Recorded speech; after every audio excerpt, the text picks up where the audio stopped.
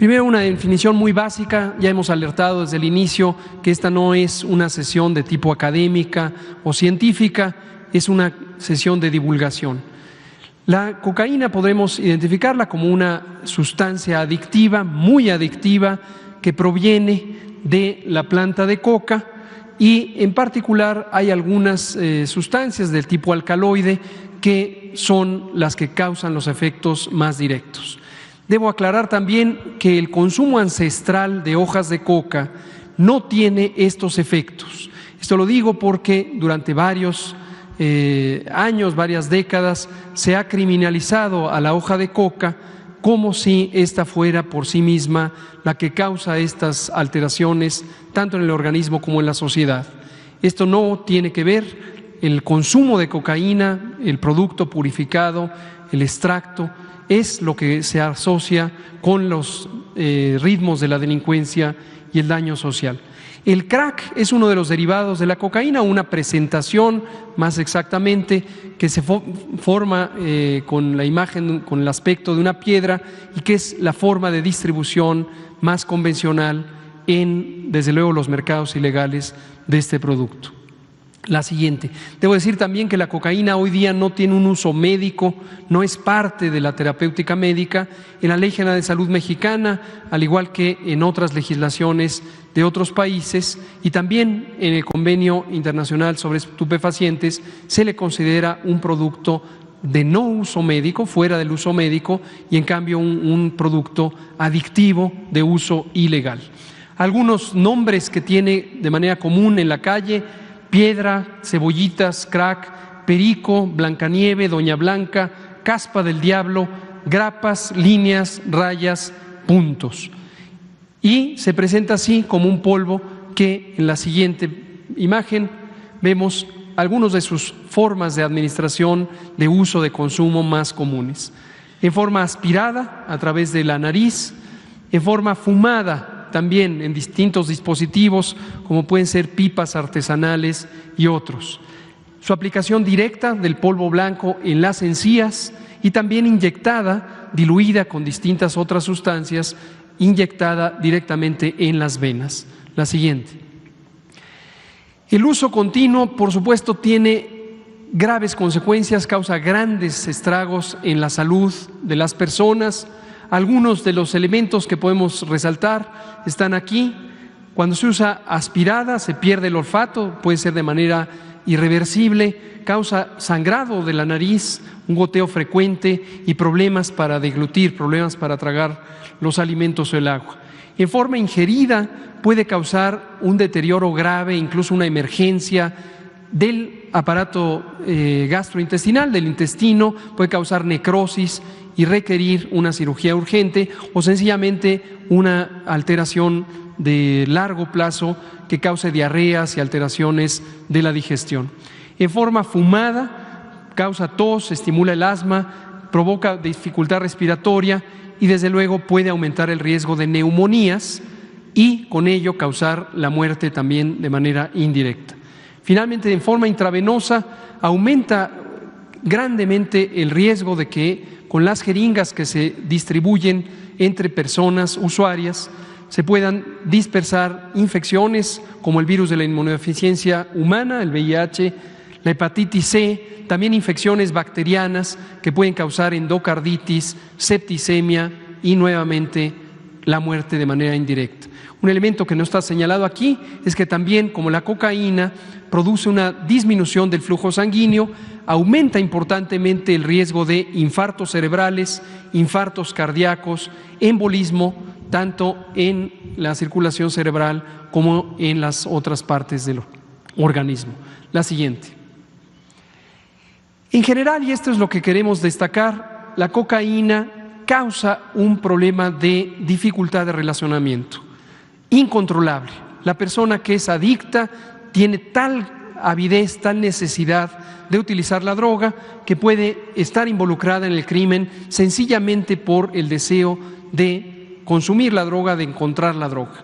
Pero también un asunto importante es que en los modelos de reclutamiento del crimen organizado se estimula esta idea que ya mencionaba al inicio de la conferencia el presidente de lujo, de una aspiración a una vida mejor, un posible desarrollo. Y esto es una falsedad, porque la enorme cantidad de personas que trabajan, en cierta manera, forzadas en el proceso del crimen organizado para producir, distribuir o vender esta droga, se encuentran explotadas y forman parte de los grandes grupos de la población que están marginados y se marginan más y se deterioran más cuando se involucran con estos productos. Ni se diga el rendimiento escolar, obviamente altera la capacidad de mantener la atención y la conducción del pensamiento y suele causar deserción escolar y bajo rendimiento.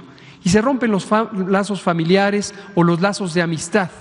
Ya decíamos, la cocaína causa una excitación de la persona y una especie de despersonalización que le impide tener lazos afectivos significativos por periodos largos. Empieza a volverse centrada en sí misma, individualista y puede incluso empezar, la siguiente, a generar violencia de manera directa. Algunos elementos de riesgo para empezar la adicción o para involucrarse en estos circuitos de la adicción es la exposición a armas o entornos de armas de fuego en el seno familiar, en el seno comunitario, un hogar con violencia, violencia de género, violencia intrafamiliar. El exponerse a la violencia induce también una sensación de ansiedad o que puede derivar en la fuga y en el querer buscar tranquilidad en el consumo de drogas. Desde luego, el excesivo consumo de alcohol en el seno familiar o en el seno social aumenta también el riesgo de consumo de cocaína, como lo mencionamos para el caso de las metanfetaminas.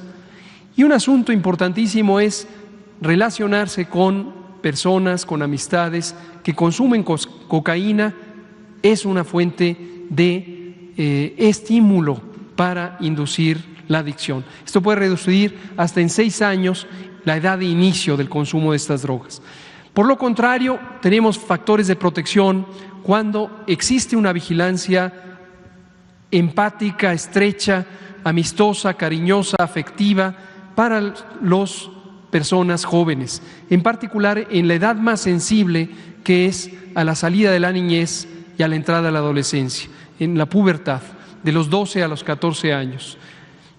Y el vínculo cercano con las personas más significativas en la familia, madre o padre cuando están presentes o existentes, y cuando no, abuelas, abuelos, tíos y otras relaciones familiares cercanas. La siguiente, por favor.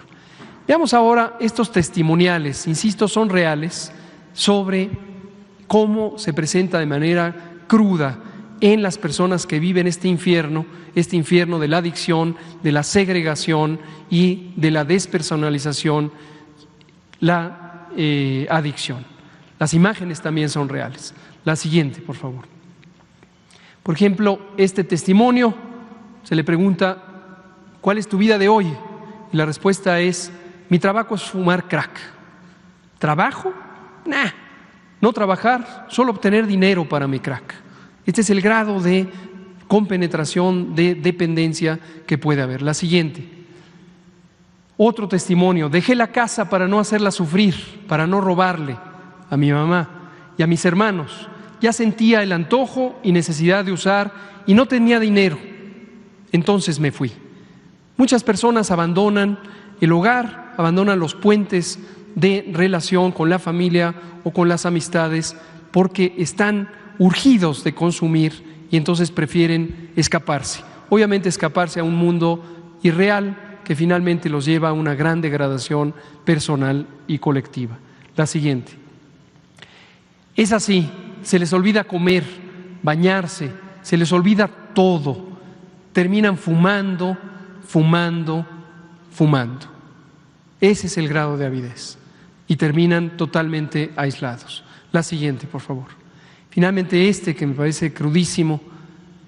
Me robaron a mi hijo, quemaron a mi hermano vivo, violaron a mi hermana y perdí mi padre de una sobredosis en mis brazos. Mi uso fue en esa revuelta. La siguiente, por favor. Termino diciendo, las desigualdades sociales que son origen del fenómeno social de las adicciones también se exacerban, se perpetúan, se profundizan por la propia adicción. Hay un fenómeno de segregación social de la persona adicta que, si ya tenía graves y grandes carencias sociales y económicas, termina aún más marginado. Y esto lleva a un círculo, a una espiral sin fondo que obviamente termina en un desastre.